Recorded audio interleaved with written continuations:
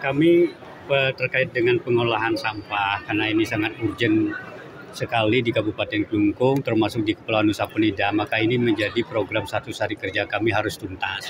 Dan upaya-upaya yang kami lakukan tentu melakukan konsolidasi dengan pihak-pihak terkait terhadap Dinas DLH, Dinas PU, kemudian masyarakat setempat di mana ada titik-titik sampah yang selama ini overload di TPA terutama.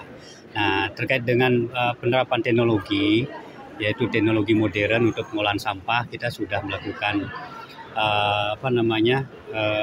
audiensi pihak-pihak investor yang audiensi ke Kabupaten Klungkung untuk bagaimana mereka bisa bekerja sama dengan pemerintah daerah ke depannya. Dan mesin sudah siap untuk diluncurkan untuk di mana akan dilaksanakan Pak? Kan kemarin kembali di TOS yang kemarin. Kalau TOS itu di sana kita tempat pemilahan dan pengolahannya. Nah, sementara TPA Sinti itu tetap akan menjadi fungsi utamanya untuk pembuangan residu dari setelah sisa dari hasil pemilahan dan pengolahan. Berarti pengolahan yang dilakukan ke depan ini di TOS, Pak ya? Di TOS dan ada teknologi mesin di situ berkapasitas 60 ton setiap hari dan di masing-masing kecamatan juga kita akan menggunakan mesin. Di satu kecamatan satu mesin dan setiap TPS T3R kita menggunakan mesin lebih kecil lagi. Itu yang kami akan lakukan selain sampah, Pak, di 100 hari kerja selain sampah tentu data, akurasi data. Bagaimana agar kita nanti bisa menerapkan digitalisasi di semua bidang. Nah, selain itu ada mulai mengerjakan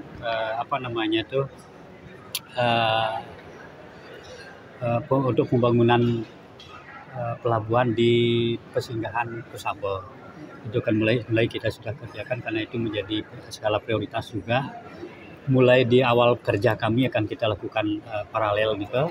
Nah, memang sih tidak bisa harus selesai di 100 hari kerja karena pelabuhan kan butuh waktu panjang. Tapi di awal kerja mulai kita kerjakan itu.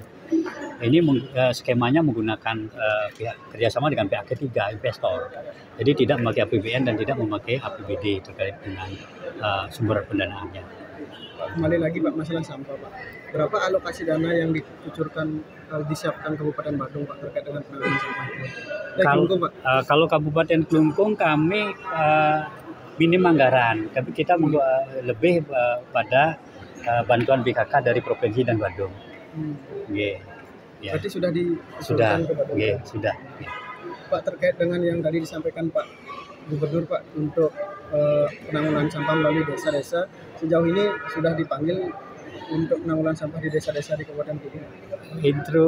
Instruksi yang dilakukan oleh Pak Gubernur, arahan yang dilakukan oleh Pak Gubernur itu baru sebatas rapat-rapat di antara kepala daerah. Internal kepala daerah, tapi sosialisasi yang akan kami tindak lanjuti ke bawah itu adalah bagaimana melibatkan semua pihak, karena masalah sampah itu bukan masalah pemerintah saja tetapi juga masalah kita bersama. Nah, karena itu antara dinas, dusun, desa adat dan banjar adat ini harus terlibat. Semua akan membuat perdes di desa dinas dan awe-gawe atau pararam di desa adat ke depannya. Terkait pariwisata sendiri Pak, di Nusa Penida kan kemarin overload di media sosial. Betul. Ada yang jalan rusak, ada yang kemacetan parah Pak, itu gimana Pak? Itu yang menjadi program 100 hari kerja kami, yaitu penambalan jalan-jalan yang rusak. Nah, untuk jangka panjangnya, jangka menengah dan jangka panjangnya adalah kita akan melakukan pelebaran jalan secara bertahap. Karena kita masih minim anggaran di Kabupaten Klungkung ini, maka kita akan lakukan secara bertahap. Berapa alokasi Pak untuk penambalan jalan-jalan jangka pendeknya Pak? Kenapa? Penambalan jalan jangka pendek, berapa alokasinya? Alokasi anggaran sementara dari APBD itu 2 miliar sampai 3 miliar per kecamatan. Per kecamatan itu ya 2 sampai 3 miliar per kecamatan, dan tentu itu kita akan menerapkan skema lagi dengan kerjasama dengan Pak swasta. Pihak swasta juga siap membantu kami agar infrastruktur jalan terutama karena ini adalah masalah urgent, agar wisatawan yang datang ke Nusa Penida tidak jenuh, tidak meninggalkan Nusa nantinya, sehingga ini akan jadi skala prioritas kami. Kalau di Nusa Penida ada ojol atau ojol sementara sekarang cuman memang lokal semuanya. Lokal semua. Dan itu juga akan kami tertibkan. Selama ini kan kendaraan pariwisata dan pakai bisnis pariwisata itu belum memiliki izin trayek. Maka perlu sekali ke depan kita tata dan kita tertibkan agar semua kendaraan ataupun roda 4 yang akan dipakai untuk berbisnis pariwisata itu akan harus berizin trayek. Okay.